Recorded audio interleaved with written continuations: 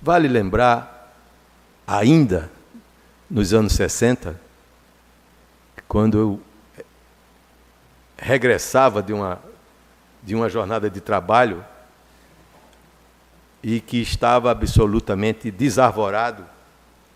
Estou me referindo aqui à realização de um filme, talvez o filme brasileiro mais importante do século que passou. Eu me refiro ao Cabra Marcado para Morrer, de autoria do nosso inesquecível e imortal Eduardo Coutinho, que todos aqui sabem por referência, vítima de uma tragédia que aconteceu há coisa de meses atrás, assassinado pelo próprio filho, uma criatura esquizofrênica. Então, eu me debatia numa crise pessoal, porque tentava-se realizar o Cabra Marcado para Morrer justamente quando ocorreu o golpe militar de 64. Para vocês terem ideia, na noite do dia 31 de março de 64, para o dia 1º, claro, 1º de abril, nós estávamos filmando no Engenho Galileia, que era uma espécie de quartel-general, ou pelo menos emblematicamente, simbolicamente, o quartel-general das ideias de reforma agrária no Brasil, em Pernambuco. Na passagem do dia 30 para o dia 1º, nós filmávamos, porque quando você filma à noite, e é de enfiada, você repousa no outro dia, a fim de restaurar as forças e voltar novamente, quando a luz do sol cai, você novamente retoma o trabalho. E foi justamente nesse momento, Laercinho, eu acredito que já conversamos sobre isso, já contei isso a você, foi justamente nessa hora que filmávamos a cena. Quem conhece o filme Cabra Marcado para Morrer, deve lembrar dessa cena. É a hora exatamente e coincidentemente em que a polícia truculenta, a serviço do latifundiário, vai prender, buscar no próprio lar o João Pedro Teixeira. E a dona Elizabeth Teixeira vem ao alpendrinho da casa, uma tapera, uma casa muito pobre, e ele estava nu da cintura para cima, foi surpreendido na noite, da forma como estava, domesticamente ali, nu da cintura para cima, essa expressão. E ela vem com a camisa e oferece a ele já sendo arrancado do recesso do lar. E ele pega a camisa e fica aquela coisa como se fosse uma dúvida. Ela entregando a camisa e ele há uma tensão, uma coisa. Essa cena é muito e explica de certa forma o estado em que a gente estava. Quem viveu, presidente Assis Estrela, aquele momento, sabe que o Brasil estava numa encruzilhada, justo na noite do 31 de março para o dia 1º de abril. E o João Pedro é levado. Esta foi a última cena que nós filmamos da primeira etapa do Cabra Marcado para Morrer. Encerrou-se essas filmagens naquele dia ou naquela noite, exatamente naquela noite, e regressamos à Vitória de Santo Antão, onde tínhamos uma base na cidade, porque levávamos já um mês aí fazendo esse filme, e tinha muito mais pela frente, para descansar, para dormir, para retomar o trabalho no outro dia. Quando, para nossa surpresa, fomos acordados, alguém foi e nos acordou por volta aí das 8 horas da manhã, se não me falha a memória, dizendo que havia um movimento revoltoso nas ruas do Rio de Janeiro, um general descendo de Minas Gerais, acho que era o Muricy já, essa coisa. E nós, que éramos militantes todos de esquerda, então nos entusiasmamos com aquilo e começamos a arrumar as nossas defesas ou a nossa resistência. E qual não foi a surpresa? Claro, quando, ouvindo o rádio, tomamos conhecimento do que realmente se tratava.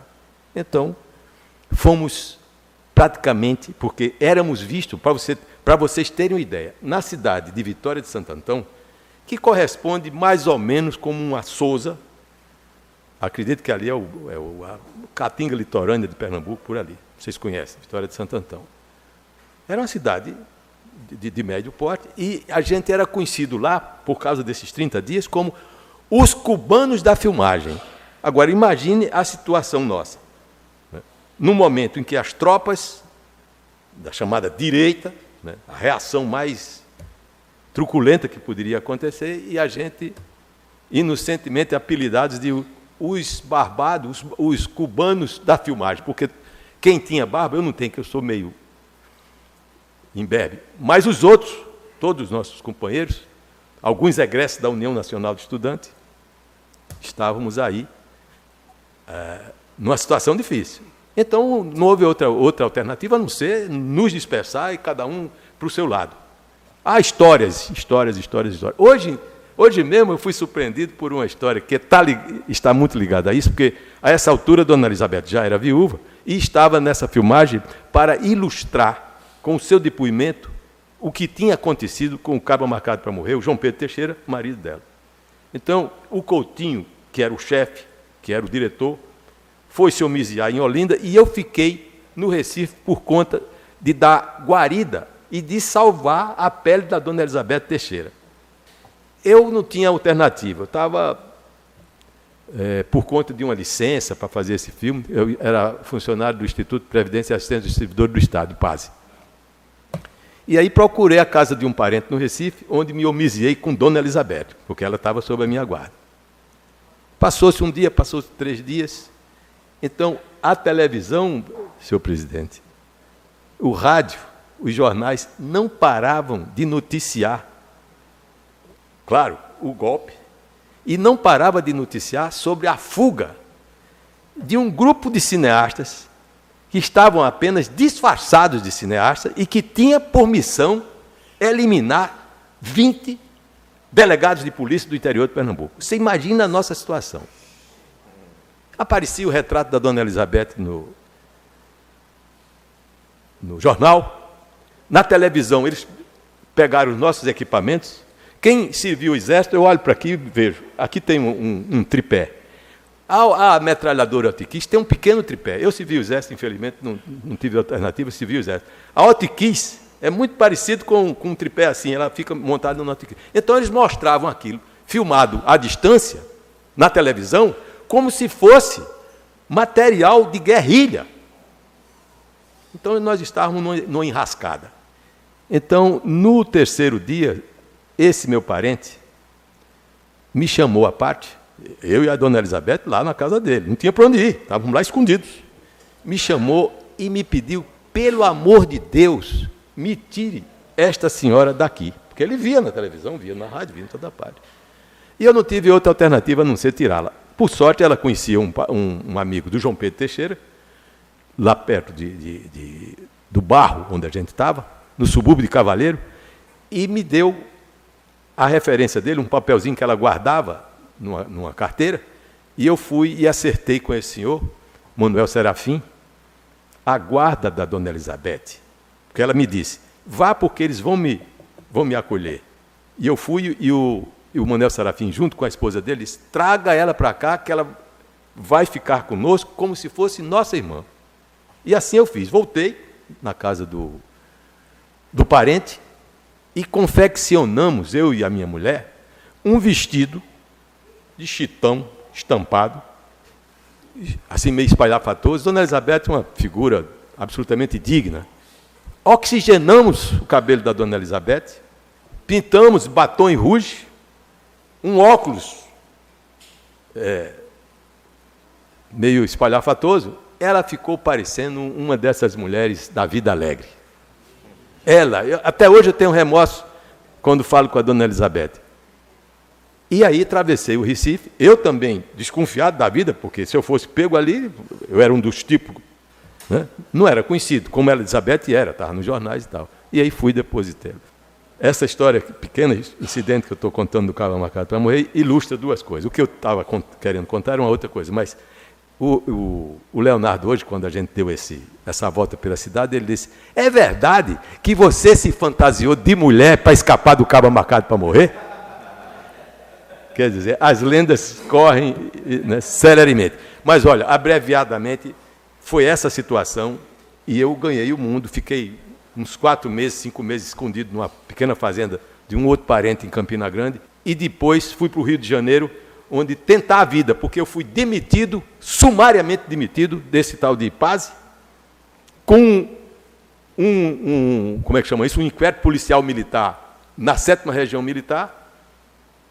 Um parente que trabalhava na aeronáutica, me conseguiu uma carteira de identidade falsa, tirou o retrato do titular, era do arquivo morto da aeronáutica, e pôs o meu retrato. E eu circulei uns 2 anos escondi a minha verdadeira carteira de identidade e circulei por aí. Bom, nesse tempo, passa-se 2 anos, eu comecei a ter muita saudade desempregado no Rio de Janeiro, fazendo bico em jornal, repórter. Resolvi voltar ao Nordeste para fazer um filme que tivesse característica de demonstrar a injustiça social, a exploração do homem pelo homem, o subdesenvolvimento nordestino e tal. Teimosia de paraibano. E vim para João Pessoa e de lá fiz um contato com o Maris e vim a Sousa procurá-lo, porque eu havia cruzado com o Maris ainda no tempo de Liceu Paraibano. O Maris já um líder estudantil ativo, né? Você vê que eu sou um caba já velho, né? E aí vim aqui e expliquei a minha proposta para o Maris, que me acolheu, me ouviu serenamente, não foi assim a galope, não.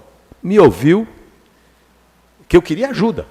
Eu queria o abrigo, eu não queria nenhuma recompensa financeira, mas eu queria meios para fazer esse filme, que há muito tempo, há 2 anos pelo menos, eu vinha matutando em fazer esse apanhado, que não fosse na área em que foi feito o Cabra Marcado para Morrer, porque era muito vigiado. Mas eu digo, tem o algodão, o Cabra Marcado é muito em cima da área da cana. Eu digo, eu vou lá para o sertão e faço em cima da cultura do algodão. Sousa, com as suas usinas, que não existe mais. Aí contei isso para o Maris, ele me ouviu, disse, olha, eu posso lhe ajudar, mas você vai... O Maris era o chamado prevenido e zeloso do erário público, um exemplo de homem em todos os sentidos. Falou, olha, para que eu te ajude, você vai ter que fazer um trabalho para a prefeitura. E assim foi.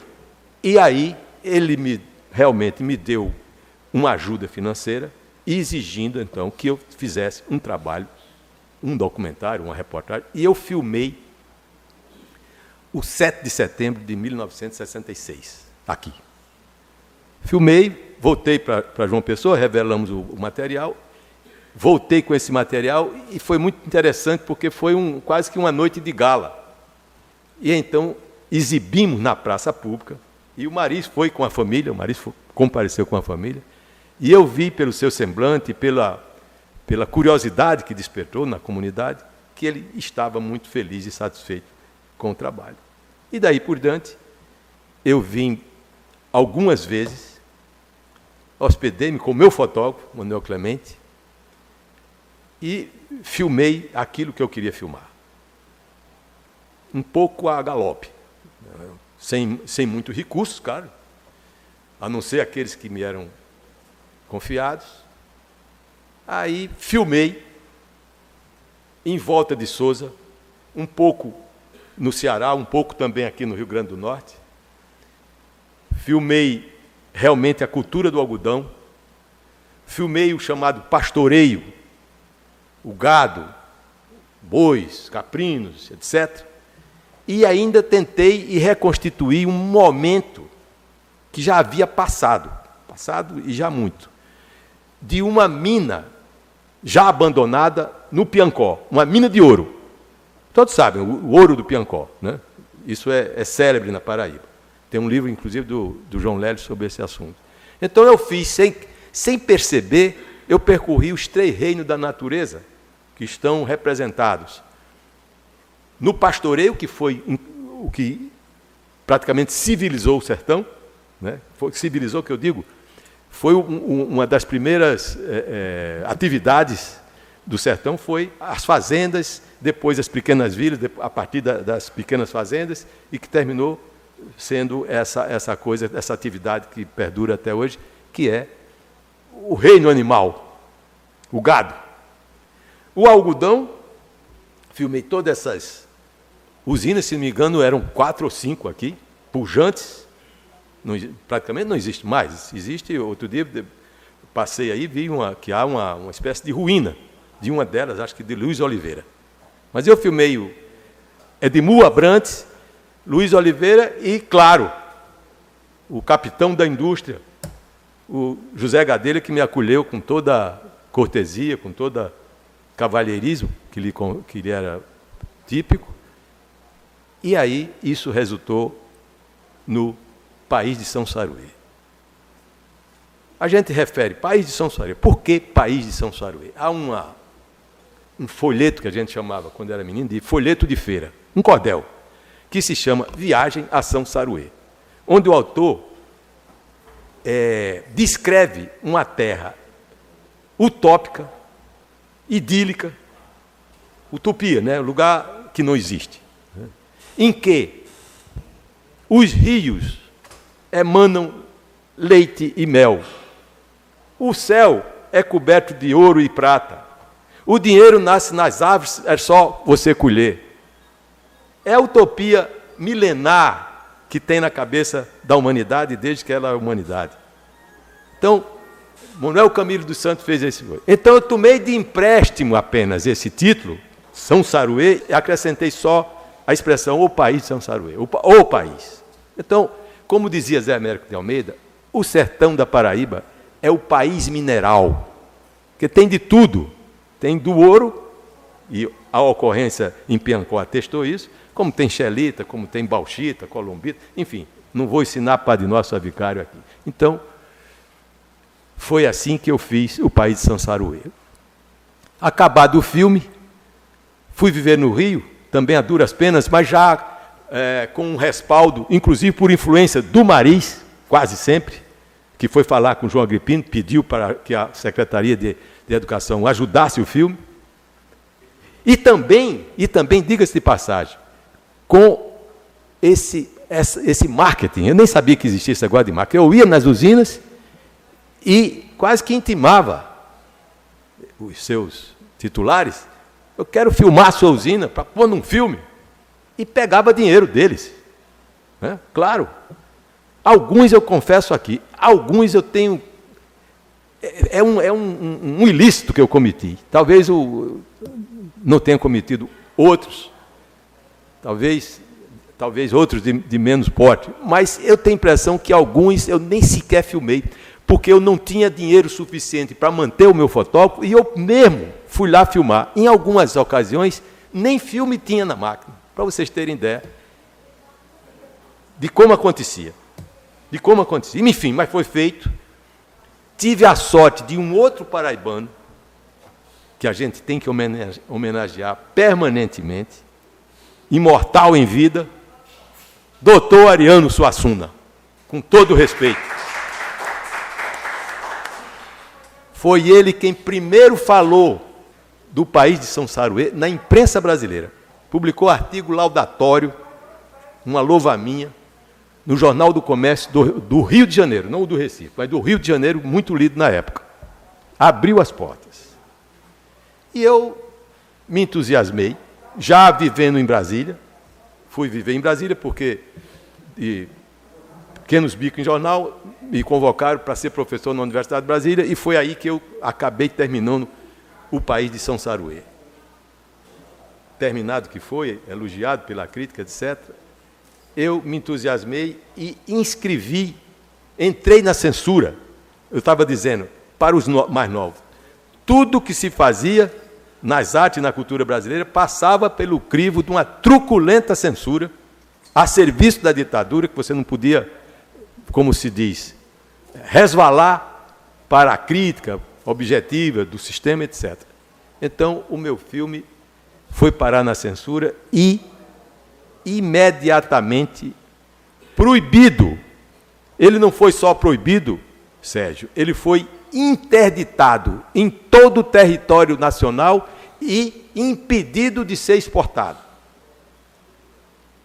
Eu fiquei pasmo, Como é que um filme tecnicamente imperfeito, um pobre filme feito no Nordeste, sem recursos, poderia, como eles publicaram no Diário Oficial da República, proibido e interditado por ferir os interesses e a dignidade nacionais?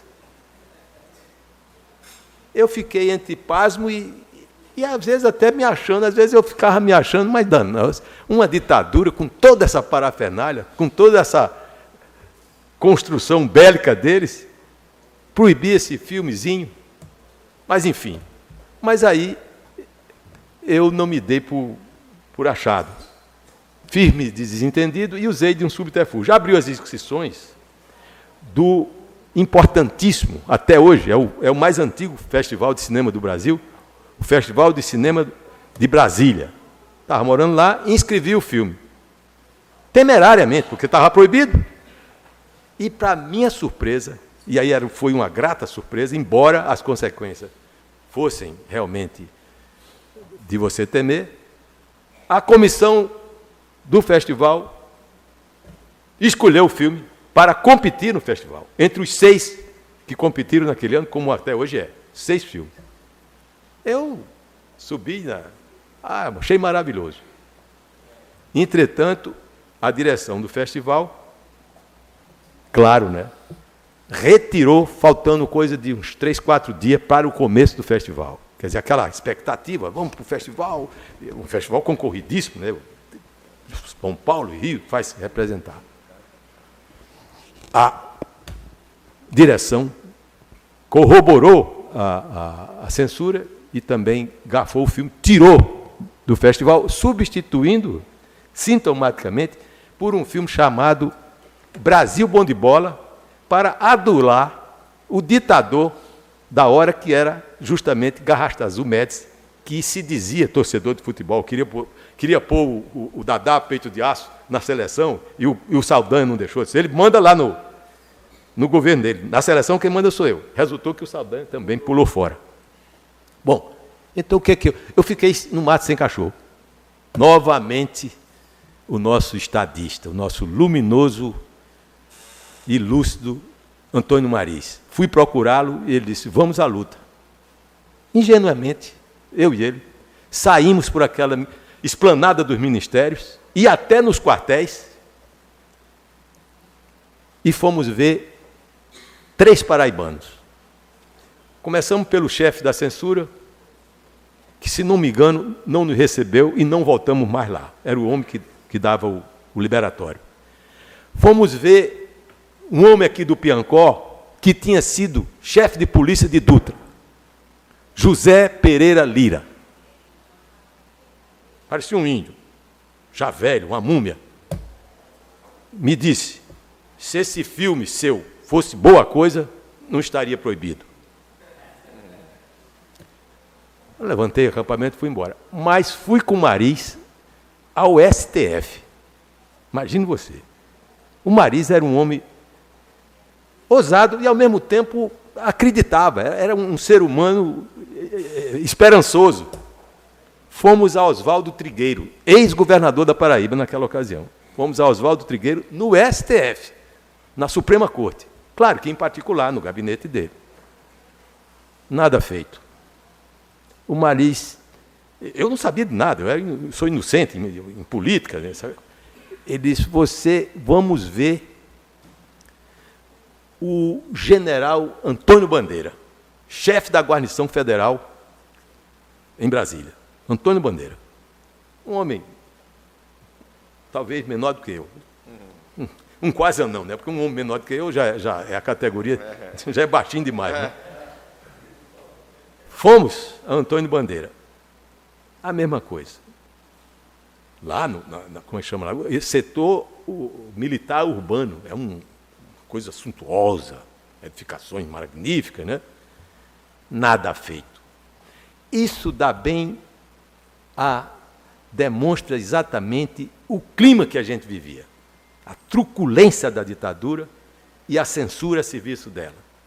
Então, o país de São Saruê, no que pese o esforço, louvado seja ele sempre, o nosso querido Antônio Maris, que tantos serviços prestou, não só a Paraíba.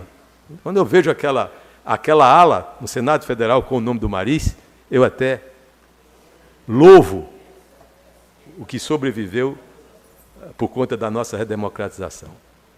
O país de São Saruê realmente só veio a furo e só está aí e só sobreviveu por conta da redemocratização do país. Aí, realmente, as músicas do Chico Buarque de Holanda, as peças de Oduvaldo Viana Filho, as exposições que eram proibidas, a censura aos jornais, aí deu aquela ventania benfazeja e a gente terminou tendo também, no meio dessa revoada, foi liberado o país de São Saruê. E o festival que havia repelido e rejeitado foi obrigado a passá-lo e a premiá-lo no festival de 1979, quase 9 anos depois. Mas vale aqui, como todos aqui já o fizeram, fazer essa alusão, não só essa alusão, mas essa invocação daquele que foi também um dos construtores dessa volta ao Estado de Direito, né, como constituinte, essa volta à democracia, que foi o nosso estimado Maris, que ora vira essa fabulosa condecoração que vós me concedeis. Muito obrigado a todos.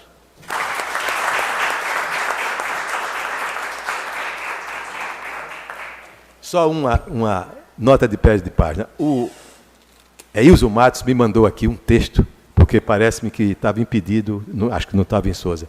Eu quero de público agradecer também a Eilzo, como a vocês todos. Vou fazer uma visita a ele, sempre que possa. Está em Corema? Tá, por favor. Obrigado a você.